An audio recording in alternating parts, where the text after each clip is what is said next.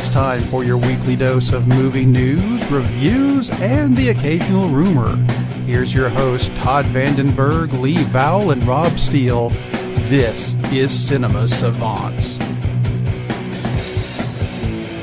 And coming up in this week's show, so much stuff, including the question, is this week's show early, or is this really last week's show and we're just really, really late?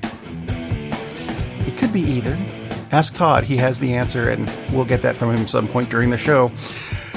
But first, before we get to Ready Player One, which is inevitable, saw a story where screenwriter Gary Whitta, the guy who wrote Rogue One, he's rewriting The-Last-Starfighter. And it's a complete reboot of the series, which I think is a movie we all liked because it made sense back in the 80s. But I'm wondering how, since arcade games really don't exist anymore, how is this movie going to happen? Because that was... Set it in Japan. Oh, well... I mean, that could work, I suppose. He is collaborating with the original writer, Jonathan Batul. I don't know how to pronounce that. There's too many vowels, and they're not in the order that I've ever seen before. Personally offended by that, by the way. Okay. Well it only makes sense. My only thing for this is I think we should get Lance Guest to come back and play Centauri. That would be fun. That's all I've got for it. Anyway. That was still the best inside joke ever. Thank you, Lee. Moving on. It was so funny. Moving on to a movie that I know at least the other two people on the show are interested in seeing. Ready Player One. It's the number one movie in the country because it was ready and playing. I guess. I don't know. Talk about it, guys. I know you both went to go see it. Lee, you want to talk about it first? Yeah, man, I have a little bit of a cold, but I'll get through it. So anyway, just kidding. So actually, I do have a little bit of a cold, so I apologize for my sexiness. But actually, I'll say this: I didn't have. I think Todd thought that the movie would not necessarily be that good, but I think you had lower expectations of the film. I actually really enjoyed it. I mean, was it still Hollywood kind of popcorny? Yeah, especially the end. Did they have any Rush music? And most of the music was, as we looked up, I think probably on the show a couple of weeks ago, it was really the music to the movie instead of, most of it was not 80s. It was a score, not a soundtrack. Exactly.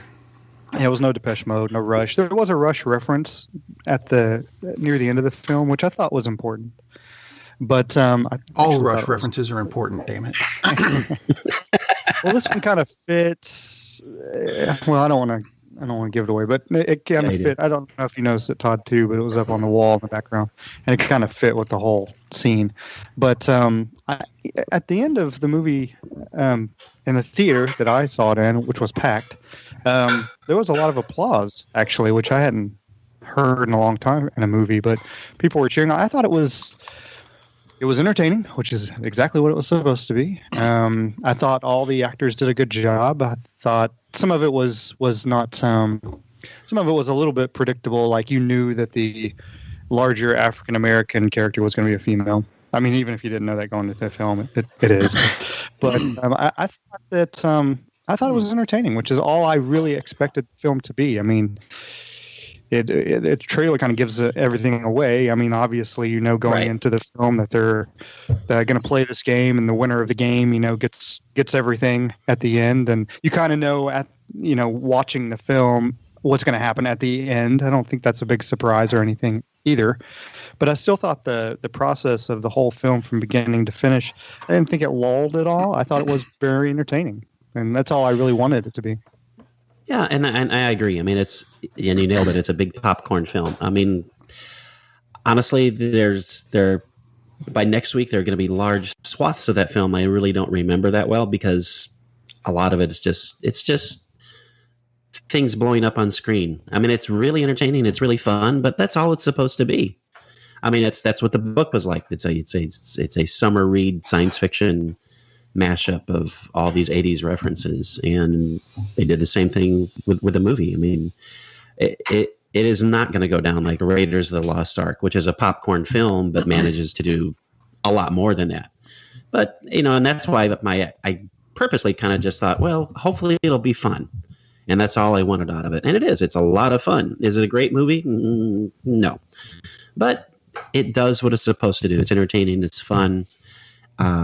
It's kind of predictable, but that's fine. Sometimes that's more than okay. Definitely a fun movie. I can't imagine anyone going to see this and being disappointed because I don't know what they would have been expecting, You'd have to be a devotee to the book so much so that any movie would not have met your expectations, I think. Yeah, but I've read the book, and, there's no way you're going to translate a book faithfully to a 2-hour movie. Or any book, really.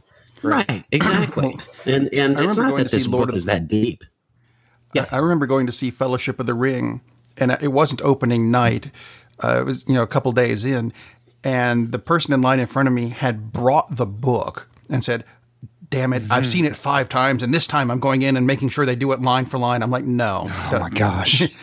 That's seriously, you need to calm down a bit. Yeah, that wouldn't happen in a 20-hour miniseries. I mean, just you could imagine my letdown of seeing Ulysses on the screen. Oh my god! But I can say I don't know if you had a one particular favorite moment of the movie, but the Chucky thing was amazingly awesome. The Chucky thing was great. My favorite moment was any scene with the Iron Giant, because that's one of my favorite movies. I thought that was really fun to see an Iron Giant go into battle. It was nice to see that wasn't just some little, we'll put in a blip of him running into battle, and that's the last you see of him. So there's more there. So that was an important character, actually. Absolutely. Yeah, I mean, there are a lot of really, ooh, that's so cool moments. Like I said, it's fun. It's not going to make my list of the top 20 movies of the year. I mean, it's almost not there already. But yeah, it's a really fun movie. With lots of 80s references. Right? Yeah. Still. I mean, there's tons of 80s references. The music. Yeah, there are tons. The score is 80s-like as well. I think they do a good job with the score. Mm-hmm. But yeah, I mean, it's entertaining. It's an entertaining film. It's not as good as Black Panther, which is also an entertaining film, but it's exactly still worth seeing at the theater. I think it's definitely a movie that you should see that one should see at the theater. Yeah, and I'm glad you said that, because it's part of the theater going experience. It's not, look how big the image is, because most people now, depending on where you sit in your living room or whatever, the image is bigger than it would be if you're in the movie theater in a lot of cases. But it's that experience of seeing it with a bunch of other people. And, unless you've got an applause track in your home at the end of a movie, you don't get that. Like you said, it's like people are applauding at the end. I mean, and that's a big part of it, is that crowd reaction. It's not just, look how big the image is and how great the sound is. You can replicate that at home, but unless you bring a bunch of people over, you can't replicate that audience experience. It just doesn't work that way. Homes aren't built for that. No, I mentioned the 80s thing. Did you guys see what happened to Corey-Feldman? I did. It's such a sad life he's turned out to have, isn't it? It's just a bit. He was stabbed this week, in case you missed this. Someone distracted his security guards, pulled him out of a car, and stabbed him with what he calls, and I'll quote, something. Is it just me, or does Conor McGregor really need to be in prison at this point? You know what I'm saying? I mean, he's pulling people out of buses. I'm just kidding. Because we needed a UFC reference. We haven't had one of those yet. Exactly. How good are his bodyguards if they can be distracted and allow that to happen? Well, let's see. He's not making near as much money as he used to, so my guess would be about as good as a movie I'm going to review later. I'm wondering if these are Jason Momoa's bodyguards, or I'm sure you guys have seen that shot where he's walking with 2 bodyguards and hobbits. Wasn't he walking with 2 hobbits? That's about what it looks like. It's like, okay. Of course, he's a big dude. But yeah, I'm surprised Corey-Feldman can, in all honesty, can afford a bodyguard at this point. Yeah. And it is sad. Hopefully at some point, don't things have to get better for this guy? I mean, geez. Well, it's not going to be from his musical in a career. position.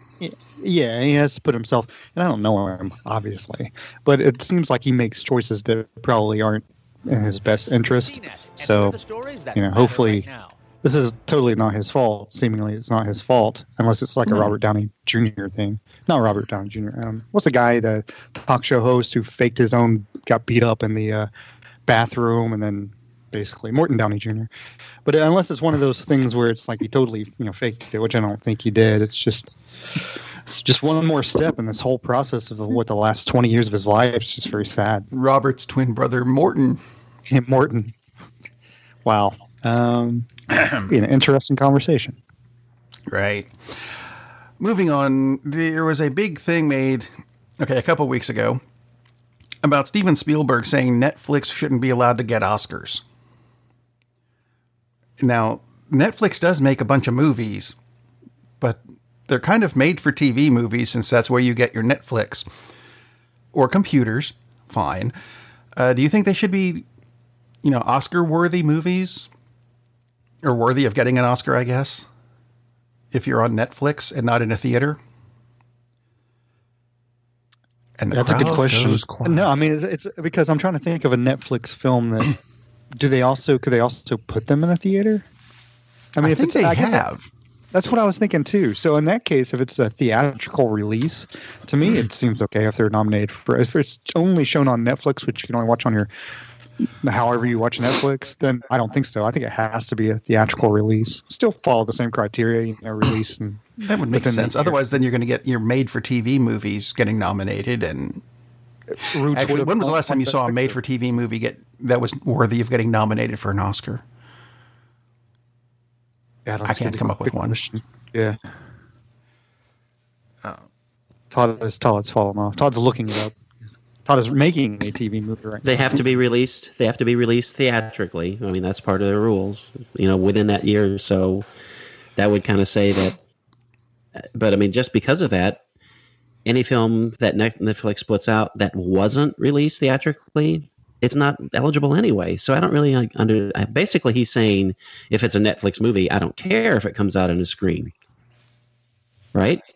That's unless he doesn't realize that maybe some of those Netflix films were released theatrically. Maybe. Because Amazon obviously makes good films. Sure. Absolutely. Theatrical releases. And you know. Yeah, like the guy who won Best Actor, that was from an Amazon film a couple of years ago. Blatant robbery of Denzel Washington, by the way. But anyway, Beasts of the Southern Wild, that's a Netflix film. Are you going to tell me that's not one of the best movies that came out that year? That's ridiculous. If it meets the criteria, if it was released theatrically, it's eligible. It's almost like he's afraid of it. Or maybe it's just like, I need a deal with Netflix, which of course he doesn't need any deal. He could make awful movies and make money, which he's just released a really fun movie and going to make a lot of money on this one. So it just seems really strange. It seems like a very reactionary thing. It's almost like some film producer back in the 1920s thinking, oh my God, talking films, this is awful. Dude, I think they had a problem with talking films. And, shouldn't be eligible. And everyone went, really? Yeah, it's such a reactionary stance. It's really strange. Baseball players are not allowed to take steroids. You can't have, Netflix films being nominated for Oscars. It's a wacky world we live in. That's a little different though. That's not cheating. Whereas Netflix, if it's released in the theater, it seems like they would have every right to be nominated for an Oscar. I mean, honestly, clearly he hasn't seen Bright, because if he sees Bright, all his fears will go away. Because if it gets nominated, it's not going to win. No, that's hilarious. Bright nominated. No. Razzies, maybe. I Anyway. thoroughly expect that. Moving on. Not Danny Glover, Donald Glover, which is different, was attached to a Deadpool TV series that FXX was going to do, or FX or Fox or somebody. Thankfully, and I'll get to this, thankfully it's fallen through.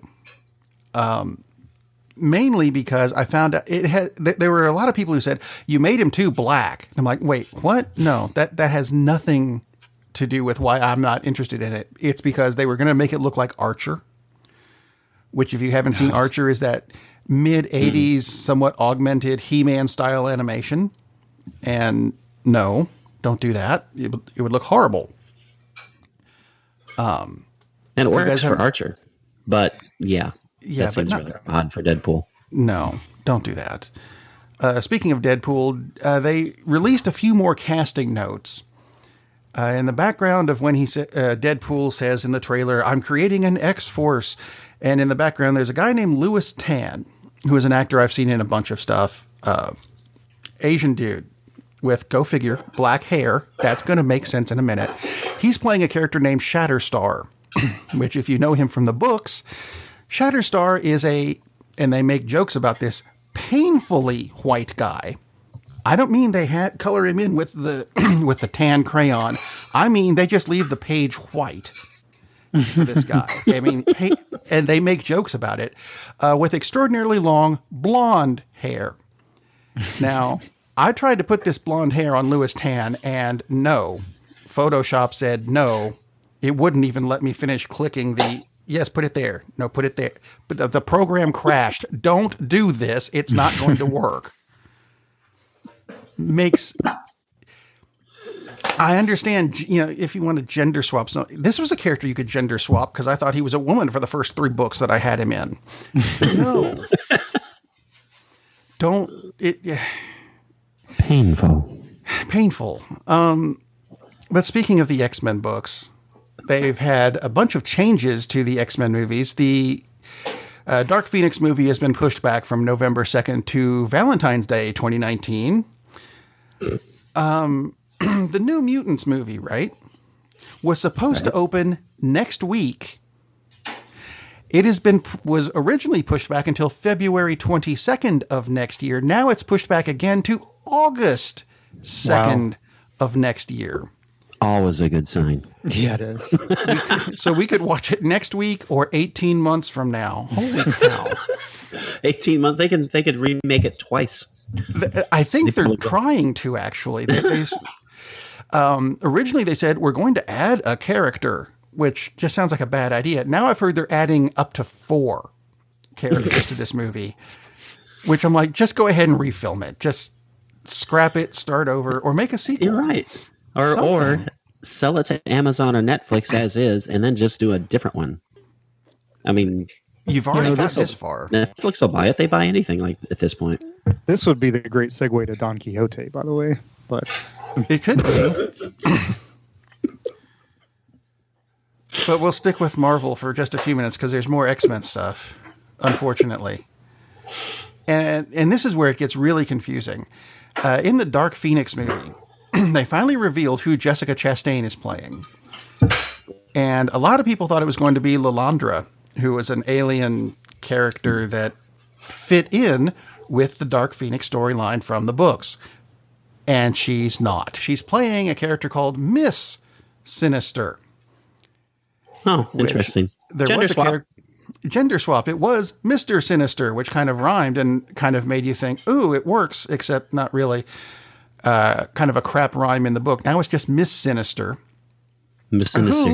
Who, incidentally, was also supposed to be in the New Mutants movie as Mr. Sinister. Played at the same time, played by Antonio-Bandaras, which confuses the crap out of me because I don't think that works. I'd like to be making this stuff up. I'm wondering if they talk to each other, because it's the same universe, allegedly. Well, no, it's not remotely the same universe. They prove that every time they release another movie. They don't know what the hell they're doing. No, from one to the next. This sale of Fox cannot possibly go through fast enough. Clearly it hasn't, but... The only way to redeem the X movies to me is to completely reboot it with Marvel in control, or, and I'll give them this, just to see it, have Danny Elfman play the villain Arcade.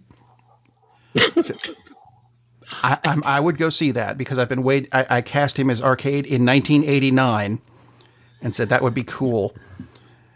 But, no. What they're doing now, no.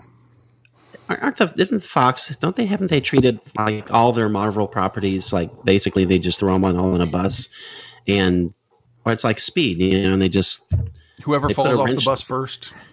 Yeah, they put a wrench down, so they've got the accelerator locked down, but there's no driver. So it just goes all over the place erratically. People fall out. People will jump in, obviously, 1 or maybe 4. You never know when the hell to stop. It's like, man, they are just so clueless is what they're doing. It's amazing. And then every once in a while, it's like they manage to latch on to something like Deadpool, but wow. Yeah, just no, stop. Meanwhile, in Marvel movie news that makes sense, the Captain Marvel movie is supposed to take place back in the 90s, which means we can have some recurring characters. So Clark Gregg is coming back as Phil Coulson. Triple woo. And I'm not sure how you're going to feel about these, because the alien race, the Kree, are so involved in this. Digimon Hwansu, or however you pronounce that, he's coming back as Korath, and Lee Pace is coming back as Ronan the Accuser. Yeah, I think that's great, because they really didn't do that much with Ronan when they had him, so I think that's awesome. And he ain't coming back from the dead, because this happened 20 years ago. So, ta-da. Yeah, I think that's great. But Clark Gregg back in the movies, honestly, I think that's awesome. That makes me want to see this. I was really looking forward to it anyway, but now it's like, can't wait, because it'll be so cool, because he'll be such a fanboy and it'll be fun. And I've liked Toonsuit and everything I've seen him in. So I think he's, anything he would play would be entertaining to me. See, there we go. Go see Captain Marvel when it comes out. That's next year, isn't it? I think. I believe you are correct, sir. And although later this year, Ant-Man and the Wasp. Yes. And a phone. But that's okay. I just put mine on silent before the show starts because, If that was anyway. Evangeline Lilly, whoever's phone that was, you should have answered. Ah. Yes, it was the Wasp. It was not my phone. Anyway, Ant-Man and the Wasp is undergoing reshoots in Los Angeles because they test marketed the original opening scene, which they shot in South America, and people went, where the hell is that? So they're reshooting it in L.A. I'd like to be making that up. That's kind of sad, really. What? That seems strange. What difference would it make? I don't know. I just pass along the news. Is it supposed to take place in Los Angeles, and you're supposed to know, that's what that is? I mean, you can CGI that. It doesn't make any sense. Yeah, it must be a really boring scene if people were wondering. Were people sitting there really thinking, is like, where is this? I mean, must be incredibly boring if that's what you're focusing on. It's like, I can't place it. I'm not sure. Is that Paraguay or Uruguay? I can't figure it out. Bizarre. Let's see, news out of the Doctor Strange camp. Even though they do not have a date for the sequel yet, they have already decided that the villain is going to be Nightmare. I got a date for the sequel. Ha ha ha. There we go. Mission accomplished then. Oh, release time. Never mind. Sorry. They haven't released your date yet. She's still being held hostage in the underground lair where Spider-Man must rescue her in the sequel. No, I was just thinking of probation, but anyway, that works too. Spider-Man 2, prom. Anyway. Totally. It makes sense to me. It does. Homecoming, prom, graduation. There you go. There's your trilogy. Done. Now, wanted to ask you guys about the upcoming Avengers movie. Because the more I see the trailer, the more I realize that Thanos could really that didn't have to be a CG thing. They could have saved money. And I honestly mean this, by getting Glenn Jacobs to play him. If you don't know, Glenn Jacobs is Kane in the WWE. And give me a reason why that couldn't work. Because the guy, I can't remember who they have playing him. It's the same guy they have playing Cable in Deadpool 2. Josh Brolin. Thank you. Someone who is... Josh Brolin doesn't impress me. Oh, I think he's... I don't know how good he's going to be in this film, but Brolin's a great actor. Well, Brolin is excellent. I'm looking forward to it. I have not seen him in anything where Glenn Jacobs couldn't do a similar, if not better, job cheaper. Wait. Did you see Men in Black 3? Didn't like it. But You didn't think yes. Josh Brolin was awesome in Men in Black 3? I mean, the movie has tons of problems, but dude channeled Yes, Tommy Lee Jones. He's awesome in that. He's going back to your main point though. Yes, Glenn Jacobs could play Thanos. All you'd really have to do is put an extra chin prosthetic on him, and and paint him purple. And there I don't think he brings the effervescence and the bubbliness that Brolin is. Yeah, he is a very light, frothy kind of player, isn't he? Oh my God! Right. Oh, incidentally, the Russo brothers have said that the fourth Avengers title would be a spoiler, which is why they haven't released it yet. Leading people to suspect that it's called Avengers 4, Everyone Died in the Previous Movie. Yeah, everybody's dead. Although, good news from the Marvel front. And this is really weird because I thought this already happened.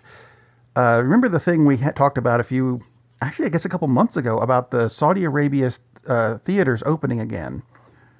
And the first movie they're getting is the Emoji Movie. Mm-hmm. Apparently, it hasn't happened yet. And they've decided to not get the Emoji Movie. They're going with Black Panther instead. I saw that story, and I'm pretty sure that the Emoji Movie thing did happen, but that was like a family thing that they were doing. But I don't know. It's kind of confusing. Regardless, it's a heck of a lot better choice because now they actually have a movie to watch. So congratulations. Yay. Good thing. Although I did read where they are going to segregate the theater with men on the right and women on the left. I'm not making that up either. No, I was thinking they're segregating African Americans from Saudi Arabia. I totally missed that point for some reason. But so the Emoji film, they did a family thing. Is that what you're saying? They released Emoji. It was like supposed to be the first movies shown in Saudi Arabia cinemas. Period. And they chose the Emoji Movie and Captain Underpants. Those were the two movies they were showing. And the Emoji Movie got the big play because earlier this year, the Emoji Movie was shown on one screen. Okay. So apparently this is but the rest of them release as opposed to. So that's the deal. I must have misread it because I thought the first wide showing in Saudi Arabia was Call Me By Your Name. Totally missed that somehow. That's a joke. That's going to go over well. I agree. Well, okay, is the sequel to that actually being called Call Me By Your Other Name or Call Me By Someone Else's Name? Or have they named it? Because they are making a sequel to it. Yeah, which would make sense if it was in the future. It's like they did with Before Sunrise. Could work the same way. I just hope Blondie is on the soundtrack. That'd be great. Let's see. Other news. Zach Penn did Ready Player One, didn't he? Yes. Yeah. So did Sean, but then he got CGI'd out. He was Chucky. Zach Penn has written an adaptation of Rom-Spaceknight, which was supposed to be done for AllSpark Pictures and Paramount. And the reason I bring this up is because this, as much as I enjoyed Rom back when it was a comic book, this story was a rom-com? Is that what you're saying? It was a rom-com at some point? There we go. It's on again, off again so much that, you know what, one more story like this, where it's on again, off again, and you're just going to be banned to the show until you have an actual trailer. That's the rules of the show. You've done entirely too much. Moving on from that, the only DC movie news I have this week comes from the Aquaman camp, and people have asked director James Wan why there is no Aquaman trailer yet. And he says because the movie is filled with visual effects and they're not ready yet. And wouldn't it be kind of cool to go see a movie that didn't have a trailer where you could go in with absolutely no expectations? Which made me kind of go, oh, you screwed it up that much. Wow. That would not be a surprise. No. Let's see, other trailer news I've got. The Predator trailer is coming sometime this month. No idea how that's going to turn out. And you mentioned Don Quixote. No, I don't think you're right. You're talking about the Sandusky film on HBO, right? No, it's just a joke. Ooh, ouch. That's not coming out in theaters or a trailer. That's the whole thing coming out. And oh, good. Spielberg won't be upset if it gets nominated. Oh, he will be if it gets nominated for an Oscar. Right. Because it's a hobo movie. Anyway. Yeah, Don Quixote's trailer, the Terry Gilliam version starring Jonathan Pryce and Kylo Ren and his mustache. Did you guys see this, and what do you think of it? Yes, I'm there. First of all, I've been waiting for it since it was 20 years ago, whenever it was made, and it was like, it's almost, that first thing was almost like, what's the movie they made, the documentary they made about Apocalypse Now, and they made a documentary on just how weird the whole scene filming that movie was, and they made a movie about the Don Quixote thing too, as well, which, gosh, that was, how long ago was that? That was a long time ago now. That's at least 15 years ago. Jonathan Pryce and Adam Driver. I mean, Adam Driver in the role of Toby, I think it's a fantastic choice. So yeah, I mean, I've seen the trailer, and it's, it's a Terry Gilliam film, so I would probably watch it no matter what. But yeah, I'm down with it totally. I think the trailer's fun, which it looked interesting and different than I thought it was going to be, because I didn't see the documentary stuff. Lost in La Mancha, that was the documentary. Yes. It came out 16 years ago. That's crazy. They really should do. They should do the film. Sorry to cut you off, but they really should do it like Moonlight. They should have like 3, because they've tried to film it 3 different times. They should do it like Moonlight and starts off with the young version, middle version, and the older version. That'd be awesome for people who haven't seen Moonlight. It didn't win. Oh, it did win Best Picture. Sorry. Yeah. Did it? It may or may not have won. We're not sure. Spielberg hasn't told us whether it won or not. That's right. It's a Netflix movie. It's not eligible. It's a Tarantino film, Moonlight. I had no idea. Well, parts of it could have been. Speaking of movies, that what direction? Did you mention a direction? South, where the show's going. South. South. You mentioned South. Let's talk about a movie I saw this week. Oh no. I've got a lot of notes on this, and it'll save you the trouble of seeing. Todd, I think that Todd mentioned Pacific Rim 2, the last show. So I decided to see a knockoff that I didn't know existed called Atlantic Rim 2 Resurrection. Let's see. Is it a knockoff of Pacific Rim with monsters attacking and Jaegers defending a society of idiot people who haven't run away yet? Yes. But I almost like it in an MST3K kind of way, because that's where it is. It does start with a very faulty premise. The official description for this movie is, Los Angeles is under attack by monsters. Now, did you catch the plot hole in this? It's called Atlantic Rim, and it takes place in Los Angeles. Right. I chalked that up to a typo, because I was a little worried when I saw that the visual effects supervisor was Glenn Campbell, because I thought he was a country music guy and just a little bit. But, wow. Moving on from that, I was struck by how much it looked like a mid-90s NBC version of the Power Rangers. Because, NBC had that little extra something for their CG back then. It starts out on a nice sunny day at sea with a guy in a speedboat that has some equipment, which is really just a laptop, that will detect the monsters coming back through their sea portal. And you see, this is where the typo thing comes in, because the background for this guy, because he's this close to the coast, is Miami. I've never been there, but I recognize it from the CSI episodes. He says basically into his headset, the creatures are coming to if by sea, etc., etc. And then he's headed for shore. Now, I can see the shore in the background, and we'll come back to him in about an hour's worth of this movie. Oh, my God. We immediately cut to some military guys in what I'm going to call the Magic Suburban. and I'll get to that. And they're recruiting/kidnapping the crazy doctor guy from the first movie, the one who kept saying, they'll be back, and no one believed him until now when they're back. Go figure. He has to reprogram the Jaegers, which are for some reason called armadas in this movie, even though an armada is a fleet of warships, and this isn't, because the people who gave them the upgrade in this movie gave them a faulty operating system, and they need to go back to Python, the operating system, which is an actual Linux thing. Really? You're throwing a legitimate piece of tech into this movie? Sure. All the programming takes place in a bunker that they say specifically is 30 miles outside of Miami, in the mountains. That explains that question. Thank you.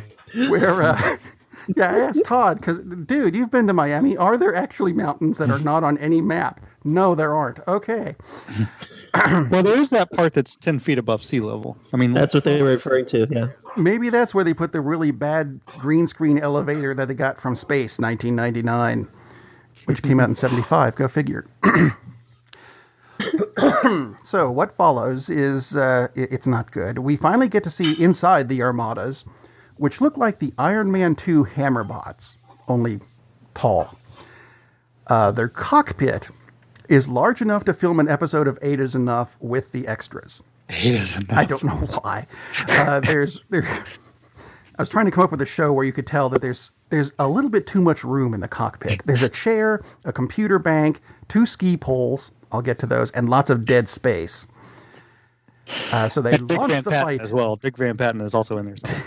He's under the console making beepy noises. He plays Python. Yeah. They launched their 3 armadas to fight the creatures, and none of them seem to know how to actually fly the things. I don't know why. And none of them can do anything that a tank can't do, because they just shoot missiles. We've got missiles. Why did we build the big robots? They're not actually punching them.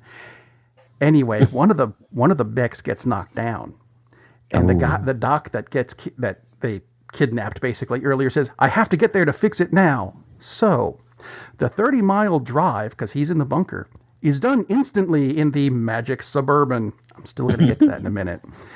Because presto, it's at the battle site, and the long overhead shot shows that they're obviously not driving over 30 miles an hour. Poof, it's there. And I especially loved how Doc and some of the military guys jumped out of the Suburban, and one of them pulls out a Glock and says, "I'll cover you." I'm like, now hang on a minute. You're fighting a 30-plus story tall monster actively and ineptly being fought with giant robots, and you'll cover him with a pistol. Really? Yeah, but it's a Glock. It's a Glock. That's different. Yeah. No. Okay. So as they eventually make their escape, I'll explain the magic Suburban, because in this scene, Crazy Doc is in the back seat talking with the person that replaced him, who's a woman and an eventual love interest. Oh.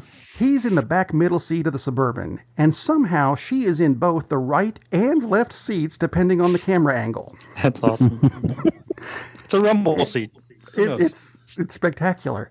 Another aspect of the magic Suburban is no matter how many dirt roads it uses, and apparently that's all they have in Miami is dirt roads, it magically gets washed between each scene. It's spectacular. They get there and it's dirty, and the next scene, freshly washed. Well, we do have car washes installed at every intersection of dirt roads. There we go. We skipped a bit. Did I mention that they defeated the big 30-story monster, which exploded into millions of tiny monsters that are now covering an oddly vacant Miami and its surprisingly mountainous countryside? There's lots of mountains in Miami I didn't know about. Coconut Grove does have a ridge. It's about 24 feet above sea level. So there you go. Wow. That's probably where they were. Yeah. Think of the slope. Although Coconut Grove is never empty. I don't care what happens anywhere else. So that's a problem. I'm hoping this information, Rob, is making you rethink about what you think about this film. No, 24 not at feet. It's pretty hot. Can I buy it? Is it available for sale? Absolutely. It's on DVD at Walmart, $5, I think. Wait, you remember Speedboat Guy from the beginning of the movie? Yeah. Hour back. Remember him? Yeah. At about the 1 hour mark, he pops up again, still not to shore, even though all this other stuff is happening. I could have swum it by now, but he hasn't. Anyway, he pops up again and is pretty much promptly eaten by a nondescript brown special effect. Oh my god! Wow. What a waste. So the riptide was so severe it held him back for an hour, and then he gets killed. That's sad. Yeah. So summing up the rest of the movie, there are lots of errors all through this thing. Wait. There's more. There's more. The bunker that they're in. The last scene with the bunker, we have to get to the mech, so they run out of the room, and the hallway is inexplicably smoky. My guess is that someone rented a smoke machine, they hadn't used it, and said, look, we paid for it, use it in a scene, and that's why there's smoke in the hall. That's my theory, for there is no other explanation. I have seen the film, by the way, and the whole scene is the Ballad of Sweeney Todd is playing. I have no idea what that has to do with it. Which at least it finally made it into a movie. Oh my god, don't get me started. Let's let Rob finish. I'm almost there. Give me a minute. Mech flying, right?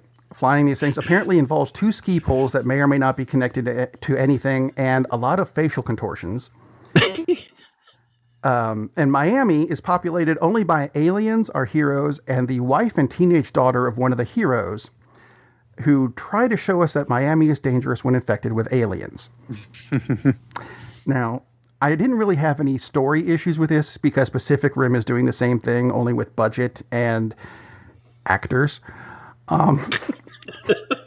I did have a ton of issues with the directing, like the scene where the mom and daughter are trying to run away, but they keep grabbing each other and saying something like, they're coming, and then throwing the other person toward the aliens to get momentum to run away.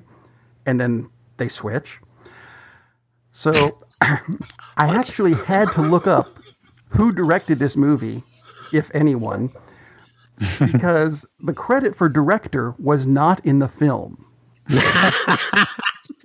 Not even Alan Smithy? Wow. No, it's directed by a guy named Jared Cohn, who had previously given us such films as Little Dead Rotting Hood, Underground Lizard People, and the classic Halloween Pussy Trap Kill Kill. I got all of these from IMDb. I took a bullet on this one. I'm not watching the rest of those. I am. Oh my God. Wait. Listen to the show. You can write them down. Rob, why did you watch this film? Because I saw that. Well, he did Pacific Rim last week. I said I'll watch a similar movie, and this wasn't. I might have actually preferred listening to that song from the Pacific Rim trailer again. No, wait, it's not that bad. IMDb gave this movie 1.7 stars, and I might have to agree with that, but in a fun way. IMDb. I laughed my ass off all through this. IMDb gives Halloween Pussy Trap Kill 1.5 stars. It's a 3.2 rating, so it's actually apparently better. That is horrifying. Members of the all-girl punk rock band Kill Pussy Kill must fight for their lives in an attempt to outwit an unknown assailant after finding themselves trapped in a madman's maze, which is probably in the mountains of Miami. That would be my guess. That sounds awesome. And what's really terrifying about this, Rob, is I actually tried to watch Atlantic Rim, as in the movie that this is a sequel to, because it was on one of those subscription streaming things, and I turned it off after 25 minutes because it was so bad. So but that beat the Emoji Movie. Congratulations to you, Rob. Well, that's true. I watched it over 3 days, but yeah. I can understand that. Actually, this director is the grandson of Ed Wood, according to this website. So. It can't possibly. Please. Actually, that would be fun. Wouldn't be surprised at all. Wouldn't you? So speaking of absolutely crap movies, Sharknado is finally coming to an end this year with that franchise. What is it? Sharknado 5? Sure it is. I think. Sure it is. That's what they said. Mm-hmm. Spielberg, because he keeps popping up in this show, announced that Indiana Jones 5 is going to be the last one for Harrison Ford. I thought you were going to say Spielberg was directing the next Sharknado movie. Sharknado. I did too. That would be awesome. Sure, why not? What a letdown, Rob. Jeez. But Spielberg does say that he's interested in continuing the Indiana Jones series, possibly with a gender swap to make an Indiana Joan. Yep, Indiana Joan. Joan. And that's true. Yeah. And he even Indiana says Jones? there's nothing wrong with that. No. And there isn't anything wrong with it. No, there isn't. But maybe you just need a new storyline instead of... Because Indiana Jones. It's like you could think of something else to have a character like that without it being an extension of Indiana Jones, right? So, I don't know. Yeah, basically Wasn't Tomb it Raider. called Tomb Raider? Yeah, there you go. Well, yeah. So, Well, except her breasts were too small. yeah, that's true. If people listening have missed past shows, go back and listen. I wasn't just being rude there. We talked about that. Yeah, exactly. That was an actual internet troll thing for some unknown reason. Well, it's not unknown. They're just stupid and horrible people. Anyway. Speaking of small breasts, James Bond. I don't know Very how that's small. a segue. He has very small breasts. That's true. The future for the Bond movies is kind of in question at the moment because MGM might be up for sale. Not Disney again. Well, Sony is said to be the big group going after them,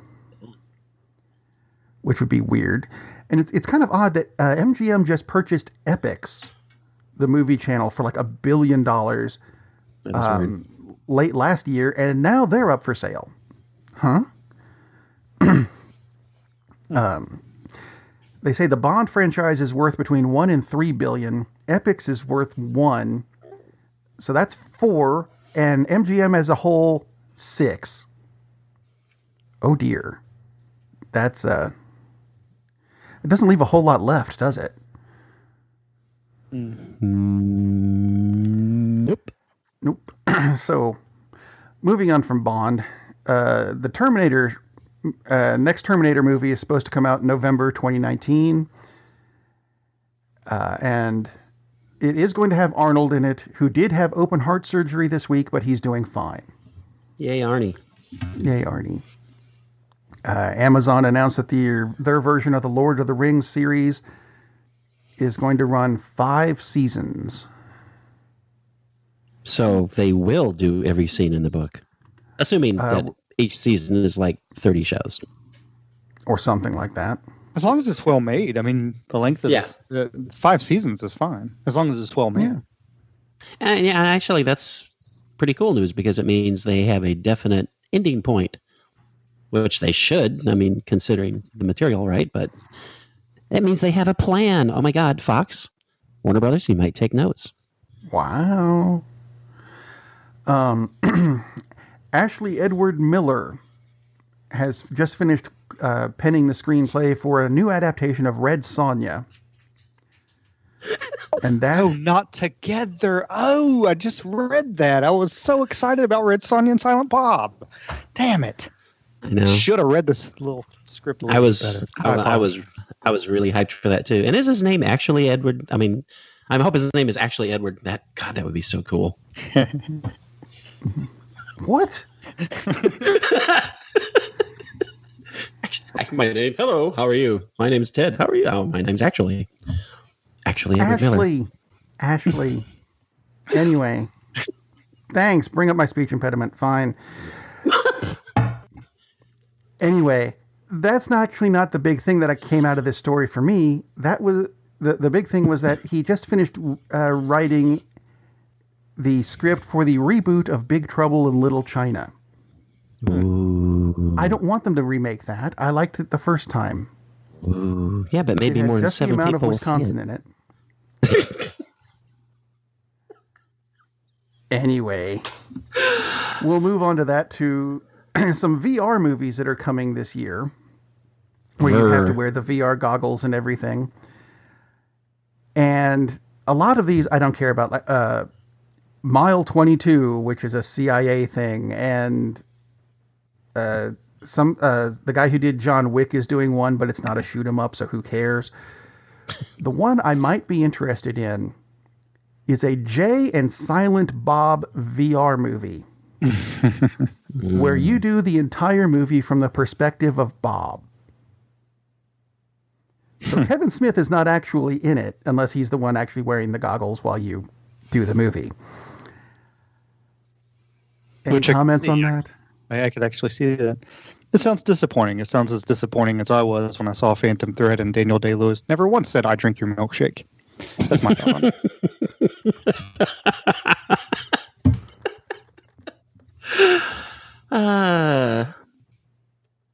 Right. I have no idea where to go from that. How about the Rampage movie, which is apparently coming up, and Yui Boll, the director, says, "No, I have created a series of movies called Rampage in the early 2000s in Germany where they were released, and I'm going to sue this new movie for taking my movie's name and making a movie out of it about that video game that came out in the 80s. I was going to say, it's like, really, dude? I don't think he actually said that last bit, because then he might have actually caught on that, no, this came out first. Yeah, that's... And there was a movie called, I think there's a movie called Rampage back in the 70s, too. It's not like it's a very uncommon term, so... No. Could have thought this through a little bit. Yeah, it doesn't sound like he did, does it? No. But speaking of The Rock, who is in Rampage, he's doing a Fast and Furious spin-off film called Hobbs and Shaw, which I assume are character names. I stopped watching Fast and the Furious at 2. That's coming out next year. And Fast and the Furious 9 is supposed to come out April 10th, 2020. And The Rock is only going to be in one of those 2 films. Guess which one? I wonder.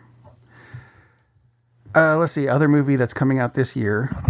Incredibles 2, right? Because we've been looking forward to this movie since Incredibles 1. And they released a bunch of posters for it in the past couple of weeks. One of them is kind of cute with the whole family there on vacation wearing the Hawaiian shirts, but they all have tan lines around where their masks should be. That's cute. The other posters all show Mr. Incredible doing housework. Which is what the trailer showed, and this worries the crap out of me because I don't care at all about Mr. Incredible doing housework. It's Mr. That's Mom. not a movie. Mr. Incredible is Mr. Mom. No. You know you want that. You know that's what you've been doing. I worry because I've seen the trailers and I totally agree. It looks like they're trying to make it too cute, especially with the baby, and they make the 2 eyes like, not so sure about this. I don't need the smarminess and the sarcasm of the original or the first Incredibles 2. This one looks like they're definitely trying to make it too cute for smaller kids. It's unnecessary. And looking, is Brad Bird directing the sequel? Yes. Yep. So that's what still gives me hope, is because Brad Bird is still doing it. But yeah, I agree with you guys completely. These trailers don't give me any reason to want to watch it, which is really sad, because The Incredibles is the Fantastic Four movie that we never got. So it's, yeah, hopefully it needs to be given to Fox so they can do it correctly. No. I'm kidding. I'm really. Oh wait, Fox made the Fantastic Four movies, didn't they? So that would be bad. Wanted to ask you guys a literary question, because this came up this week. That goes to Lee. Have you ever heard of a guy named Hermes Gawar? No. I'm sorry, Imogene Hermes Gawar. No, I don't think so. I haven't either. Nor I.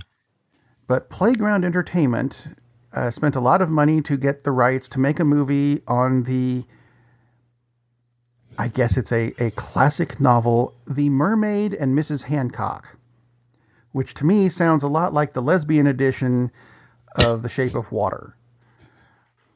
Or is that just me? I'm there, day one. Okay. I have never heard of this story or the author or anything, but they're very happy they spent a lot of money to get the rights to it. Are you sure that's not the name of the documentary of the band Gore instead? Are you just misreading? They threw an O in it. Go War. Just to throw people off. They don't want too many people showing up. Actually, can you picture the Gwar people going to see a movie called The Mermaid and Mrs. Hancock? Yes. No, not really. I changed my thought. Can you imagine the people who actually know the book and went to it, showing up and seeing a bunch of Gwar people there? Okay, hold on. I've got a cold. I've got a cough. I have to read my... That could be fun. Oh, it was a coughing fit. That was hilarious. That was the best thought we've had on this show. Oh my gosh, that would be hilarious. I like the juxtaposition of people thinking, oh, I'm going to see one thing, and then they end up seeing, oh, here's a Marilyn Manson documentary. It's just kind of funny, you know, old ladies. Unless they're the old ladies from the Python thing where they're beating people up in the park. I can see them seeing up. Stop me. The show's off the rails. It's an hour in. I can keep going. How about Robert Downey Jr.'s Voyage of Dr. Dolittle? Huh? So there's a bunch of casting news out of that. Here's a bunch of names I'm going to throw at you who are all doing voices of animals in this movie. Selena Gomez, Emma Thompson, Octavia Spencer, Ralph Fiennes, Camille Nagian, the guy from The Big Sick, whose name I can never pronounce, Craig Robinson, Tom Holland, Francis de la Tour, Carmen Ejogo, Marion Collard, Rami Malek, and just for fun, John Cena. John Cena's in every film, isn't he? He's like an Easter egg in every film at this point. Seems like it, yeah. He needs to change his name to Chris, though. That's true. But he's apparently following in the footsteps of The Rock. Yes. Who is in every film that John Cena is not in. Which means that John Cena will be in the Fast and the Furious movie because The Rock won't be. So there you go. That's the only way it can fit. Surprising. Actually, it wouldn't be. So basically, everyone who is not in Isle of Dogs is going to be in the Dr. Dolittle movie. There you go. Still can't find Isle of Dogs in the area, by the way, or otherwise, literally, day one would be there. You're in Oak Ridge, dude. I think it's just going west in Knoxville. They show films. I think it's finally hitting a wide opening this weekend because it hasn't been down here either, which is crazy, and it's finally hitting the area. So, and I'm not quite sure why they did that, but yeah, let's open and then let's go for 2 weeks before we have a wide opening. Very weird. But, one scene wasn't centered. They had to refilm the whole thing. That's what it was. They're adding more cast members. At least 6, including a gender-swapped silver person. Oh, my God. Which would be very fun. It could be, I suppose. Let's see. Good news for this week. Just because... Have we had good news in this show? I don't think we have. There was a Ready Star Player Trek One. wedding We this both week. liked Ready Player One. We both liked Ready Player One. And Atlanta Crim 2 was awesome. Set in the mountains of Miami. Hey, Todd, am I the only one when Rob said that film and said how bad it was? It really made me want to watch it, to be honest. I was like, I really kind of see this. Yeah. Oh, yeah, totally. Yeah. Good Star Trek news. Terry Farrell, who played the original Dax on Deep Space Nine, got married to Adam Nimoy, which is Spock's kid. Oh, strange. Just saw that and went, that's kind of cool. That is kind of cool, but it's like, huh. As opposed to the bizarre MASH trivia I found this week. Oh, no. Oh, well, no. It's kind of sad trivia, but it's weird. Colonel Henry Blake, right? Right. Who was in the movie and in the original part of the TV series. The guy who played Henry Blake, McLean Stevenson, in the TV series died on February 15th, 1996. The guy who played him in the movies, Roger Bowen, died February 16th, 1966. That's just weird, isn't it? That the two guys who played the same character died within a day of each other? And could it be a conspiracy that has to do with OJ? So that means in 2026, if anyone plays that character again, they're going to be very careful. Gary Berghoff will play him. Middle, that would be awesome. But middle of February, he's going to be a goner. He's got 8 years to live. That is weird. Okay. It's like Finishing up the Kennedy show Lincoln because thing. we have gotten so off on this, but that's okay. No, we can't finish up the show yet. I'm in Japan right now, actually, or I'm in Korea. Sorry, I'm about to say that. I don't know where I'm in Asia. They all look the same. I'm the tallest guy here. I'm in. No wonder they're not showing that dog movie where you are. That's right. No, actually, but it is based on Japanese film. Interesting enough. The whole thing. It's all dead now. What? What's that? What? It's because you're in Korea and they ate the dogs. Yeah. Ooh. No. You went. I was just going to say I'm going to die over the Sea of Japan once the show's over, but I guess that's not going to happen.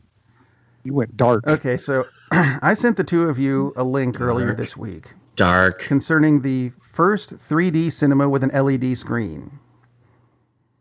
I don't know if either of you even bothered to look at it.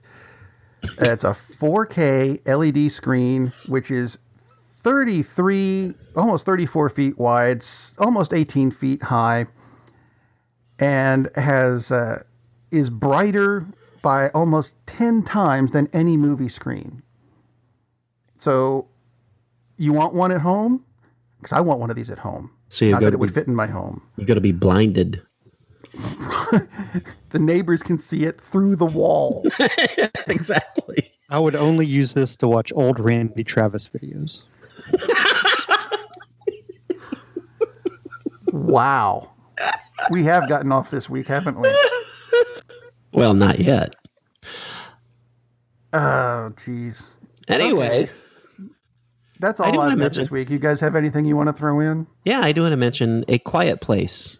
Okay. A really, really good movie, and it's doing extremely well at the box office, which is crazy. I mean, it's early, but they originally projected maybe 20 million opening weekend, and then they had to bump that up because Thursday was really big. They did like over 4 million in 2 showings.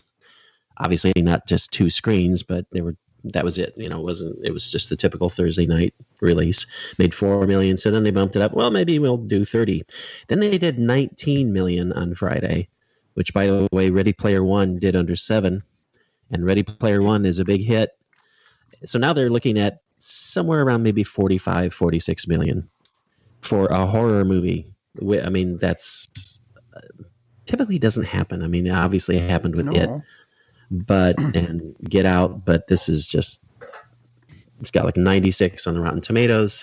I saw it. It's a really excellent movie. Takes some twists and turns that you don't anticipate because typically filmmakers don't have the guts to do that kind of things in their movies. So really, really good movie. Super cute couple. Yay. The guy That's from about The Pam Office. and Jim, right? It is about Pam and Jim, basically. It's just really, really good. Acting is terrific, which I imagine that Emily Blunt doing a good job in the role. Super creepy, scary film. Very, very good. And it's also really about being dedicated to your family, which is why he took on the job, which is why he was interested in doing it anyway. So it's the third film he's directed, which I had no idea. Is it actually is it horror? Is it atmospheric, or is it? It's both. Okay. It's both. It's a monster movie, but you don't see the monsters a lot until later on, and you do get the monsters. It's not like, oh, we'll never show it. But it takes time. It's very suspenseful. It's atmospheric. It's scary, but it's much more of it's very tense because children are in danger a lot, and they're played. And the daughter's deaf, right? Yes, and the daughter's deaf, and that's a key plot point. I mean, I'm not saying that was a spoiler. I mean, you figure that out really quickly. You get that in the trailer. Yeah, I mean, it's really, really good. So I'm really happy that this movie is doing well at the box office because it's cool when things that are well done find an audience, because a lot of times that doesn't happen. I mean, we all know you mentioned Big Trouble in Little China before. A totally different kind of movie, obviously, but I mean, that found practically nobody when it was first released. So it's really nice that this movie is that's connecting with the audience because it's really, really good. If you do not like scary movies, don't go see it because it's really scary. I do want to see it. The other thing about Krasinski is it's one of those things where, and you hear, oh, this guy's a jerk. I haven't heard ever one bad thing about that guy. Oh, yeah, so exactly.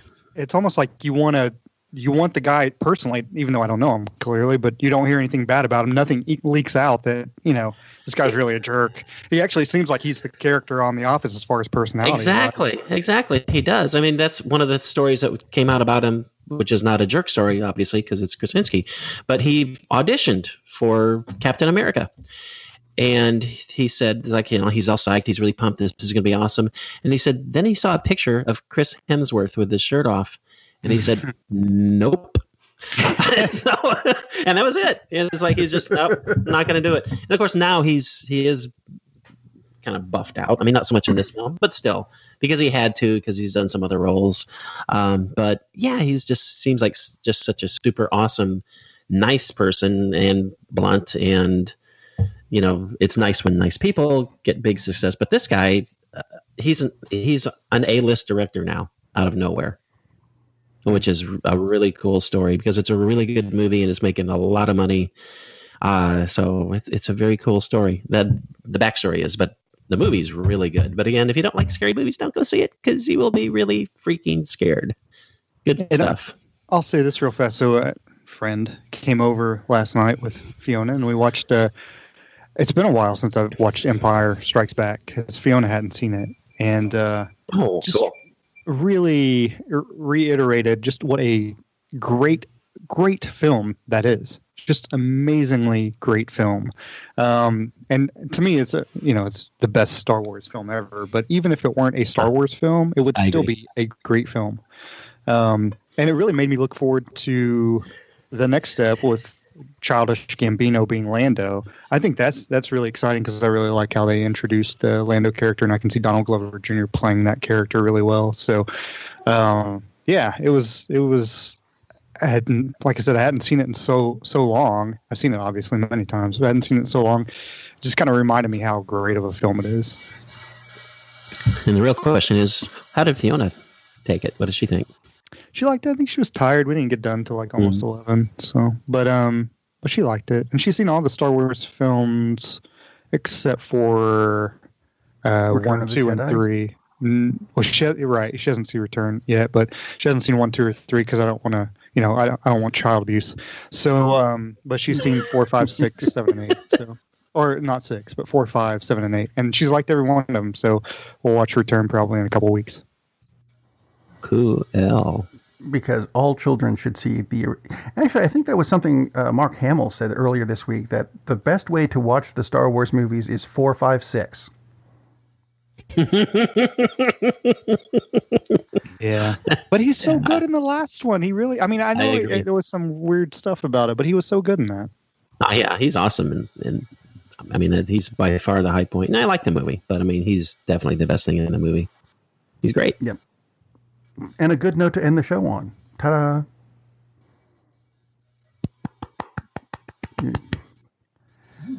And the long pause kicks in. Fine, be that way.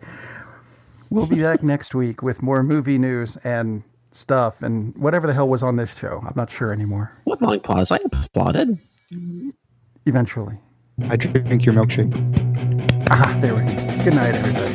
Captain, we're losing power in the warp engines. I think we should be leaving now. I'm going to go home and sleep with my wife. And on that unusually harmonious bombshell, it is time to end. I am very disappointed! Man, we have a weird job. It's shameful, but, it's a living. And like that, he's gone. I drink it all up. I'm putting that in the end of the show. Darn, that's the end.